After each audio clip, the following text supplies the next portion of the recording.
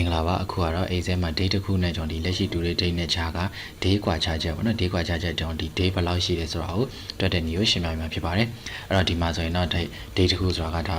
နမူနာအနေနဲ့ကျွန်တော် expire date ဆိုပြီးတော့သုံးပေးထားတယ် expire date ဆိုတာကဒါ computer တစ်ခုရဲ့ expire date ပေါ့နော်အဲ့ဒီ expire date ကကျွန်တော်ဒီလက်ရှိ due date နဲ့ဆိုရင်ဘယ်နှစ်ရက်ကျန်သေးလဲပေါ့နော်ဘယ်နှစ်ရက်กว่าခြားချက်ရှိလဲပေါ့နော်ဒါလေးကိုတွက်တဲ့နည်းကိုရှင်းပြမှာဖြစ်ပါတယ်အဲ့တော့ဒီမှာဆိုရင် expire date ဆိုပြီးတော့ကျွန်တော်ဒီဘက်မှာ date ဒီ date တွေပေါ့နော် date တွေရေးထားတယ်ဒီဘက်မှာကျတော့ day left ပေါ့နော် day left ဆိုတာက day ဘယ်လောက်ကျန်သေးလဲဆိုတော့ဒါတွက်တဲ့နည်းပေါ့နော်ဟုတ်ပြီတော့တွက်မယ်ဆိုရင်အဖြေလေးချင်းနဲ့10ခွက်ပေါ့နော်အဖြေလေးချင်းနဲ့10ခွက်မှာ click တစ်ချက်နှိပ်ပါနှိပ်ပြီးညီမျှချင်းပေါ့နော်ညီမျှချင်းပြီးကျွန်တော်ဒီ date ပေါ့နော် date ရှိတဲ့ကျွန်တော်ဒီ10ခွက်ကို click တစ်ချက်နှိပ်ပါနှိပ်ပြီးကျွန်တော်ဒီအနှုတ်ပေါ့နော်အနှုတ်ပြီးရင်ကျွန်တော်ဒီ to date ပေါ့နော်အဲ့တော့ DODAY ပေါ့နော် to date လို့ရေးလိုက်မယ် to date လို့ရေးလိုက်ကျွန်တော်ဒီတိုင်းလေးပေါ်လာဆိုရင်ဒါလေးကို double click နှိပ်လိုက်မယ်double click နှိပ်လိုက်ဆိုတော့ခွင်းစားပြီးသားဖြစ်သွားမယ်နောက်တော့ကျွန်တော် formula ထပ်ပြီးတော့ရေးစရာမလိုအဲ့တော့ဒီနေရာလေးမှာခွင်းပြန်ပိတ်ပေးလိုက်မယ်ပြီးရင် enter နှိပ်လိုက်မယ်အဲ့တော့ဒီမှာကျွန်တော်ဒီ date ကိုတွက်လိုက်တာဖြစ်တဲ့အတွက်ကျွန်တော်ဒီမှာလည်း date ပုံစံဖြစ်သွားတယ်ပေါ့နော်အဲ့တော့ကျွန်တော်ဒါကိုကျွန်တော်ဒီဖြစ်လေခြင်းနဲ့ set ကွက်တွေပေါ့နော်ဒါလေးကိုကျွန်တော်ဆက်လက်ပေးလိုက်မယ်ဆက်လက်ပေးပြီးသွားပြီဆိုရင်ကျွန်တော်ဒီ home ရဲ့အောက်ကကျွန်တော်ဒီဘက်နားလေးမှာကျွန်တော် date ဆိုတာရှိတယ်အဲ့ဒီရဲ့ကျွန်တော်ဘေးမှာဒီမြားလေး outside နဲ့ရှိတယ်ဒါလေးကိုတစ်ချက်နှိပ်လိုက်